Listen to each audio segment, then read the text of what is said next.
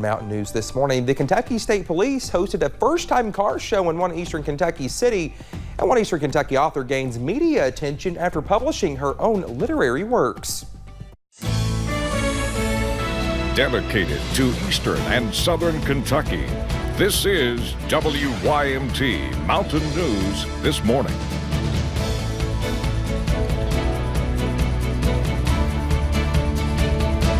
Well, good Monday morning to you again at 6:31. I'm Dakota Makris. Let's head over to Brandon for a look at your cold forecast this morning. And Brandon, I feel like I'm in a dream. I honestly feel like it should still be the weekend. Yep. But I guess, you know.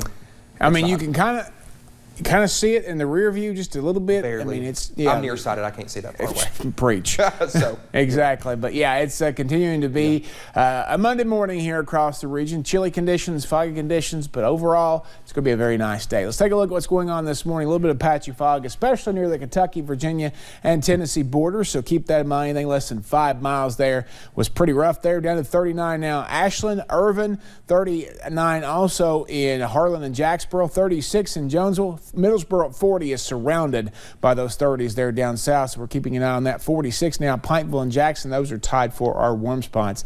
So grab your box of weather wheats, your frosted weather wheats, and get ready to head out the door to some cold conditions. I don't think we see any frost unless you're in an area where it got colder and you didn't see any fog. That might be a situation, especially if you're into the mid-30s there like some folks are. 67 this afternoon under sunny skies. Another chilly night ahead with some upper 30s possible in some of those sheltered valleys. Full forecast on the way here in just a little bit. Dakota?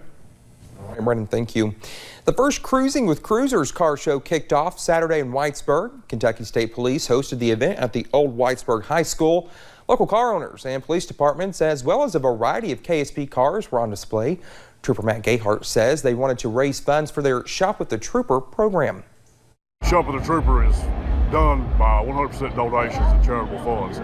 So without events like this, we simply couldn't do that event. And that affects lots of children here in our area that may not get a Christmas otherwise. So it's very important and it's something that we continue to do.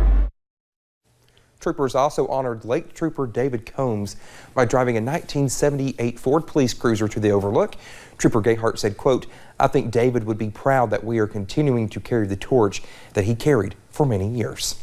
An 8th annual shooting event was hosted by the Bluegrass Council of Scouts of America Saturday, offering a variety of activities including aerial archery, shotgun ranges, rifle ranges, ham radios, and more. Event coordinators with Scouts of America said the inclusion of everyone across the country has made things more exciting.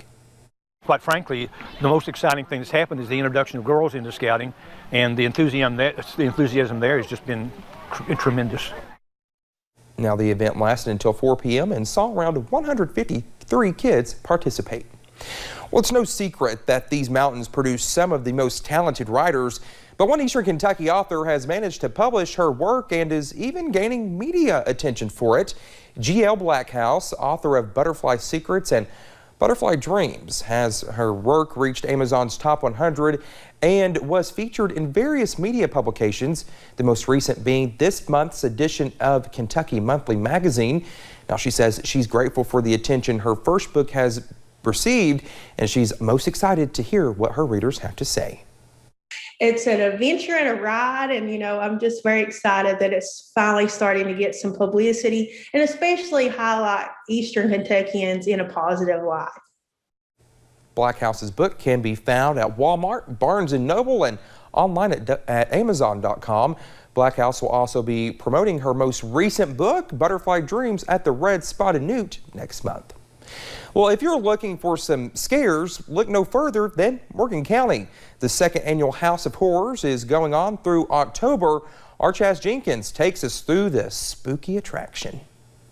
To offer terrifying fun for the community is the purchase of a property purely for serving up spooks. So we decided, let's bring something right here in our local neighborhood. And then we decided to take the money and donate it to a local organization each year. So that way the money's coming right back into the local counties. This year's funds to donate to the Wolfe County Animal Shelter. I actually foster their puppies. So whenever I walk into their shelter, it's heartbreaking to see the puppies and the dogs. And I just knew I had to help them any way I could. With this year's event featuring 8 actors to help out with the scares. It's really funny to see like big burly men just give you the scared look of, oh, you got me. And you know, the younger kids try to go through and act tough.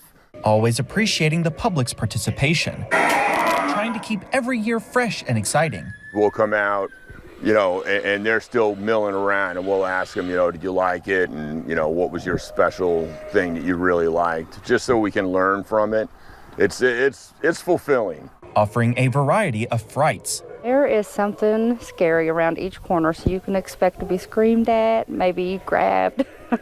There's quite a few scary things in there, so it's pretty frightening. Looking forward to the shrieks and shivers this month will bring. In West Liberty, Chaz Jenkins, WYMT Mountain News. Well, admission is $8 and is hosted Saturdays and Sundays from 7 p.m. to 10 p.m. Well, Atomic Raid Arcade in Whitesburg is offering hay rides during the month of October. Wanting to give the community a fun activity during the Halloween season, the hay rides are being offered every Thursday, Friday, and Saturday from 8 p.m. to 12 a.m. Owner Chris Baker says it's all about giving back to the county. We'd like to continue with it and let things grow, and maybe next year we'll do a haunted house in town, and it'd be nice if our town was known for the Halloween season and have it a place where people want to come to for tourism. Now, the hay rides are free. For more information, you can visit the Arcade's Facebook page. Well, the latest movie in the terrifying saga of Michael Myers and Laurie Strode head to theaters this week. Now, we look at the cinematic history of Halloween. John Carpenter's Halloween arrived in theaters in 1978 and has continued to scare audiences through sequels, spin-offs, and reboots. Halloween was, you know, kind of a descendant of Psycho and Black Christmas, but Halloween became the standard. It became the movie that all other horror directors, horror writers aspired to do. There's a reason we're supposed to be afraid of the snake. Universal Pictures revived the franchise in 2018 with a direct sequel to the 1978 film, ignoring the other movies released over the decades. It's an interesting thing, and I've heard the term choose your own adventure, if you remember those books from when you were a kid, because if you want to see the Laurie Strode film, you can watch, you know, the first film and then go to 2018 and Halloween Kills. If you want to see Danielle Harris and Jamie Lloyd and her story, you could watch 4 and 5. And, well, I mean, I guess you can watch 6, but you're going to be sadly disappointed.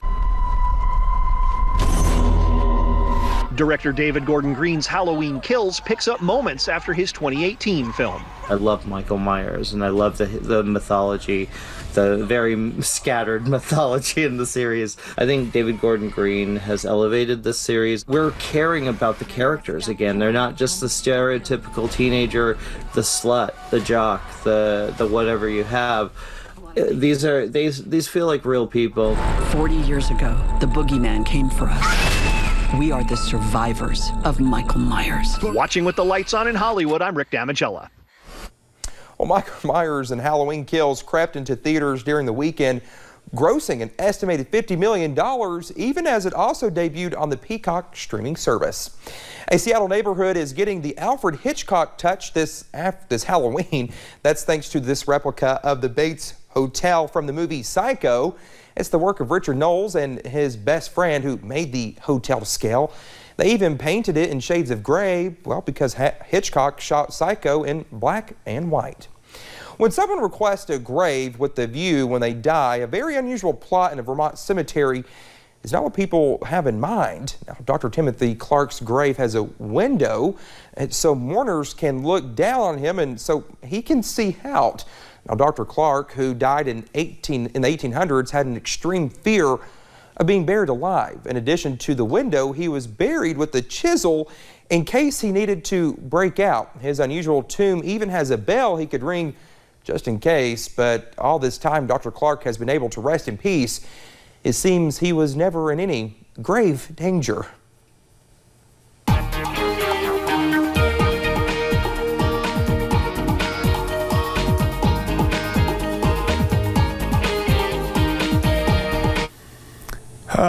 goodness. 641. No, I'm not touching that. It's 36 right now in Jonesville this morning, 37 Monticello, Williamsburg, and into Wise over that way, 39 Ashland, Irvin, and Harlan this morning. Some 40s across our region. It's been getting colder throughout the morning because of the simple fact that those skies are very clear in some locations, so we may see a lot of 30s show up here pretty soon. But this afternoon, heading into the upper 60s, lots of sunshine. Get out there and enjoy this Monday. Dakota? All right, Brandon, thank you so much, and thank you for joining us. The time is now 6:41. Still to come here on Mountain News this morning. An Ohio-based ministry asked for prayers after a group of missionaries were kidnapped during the weekend.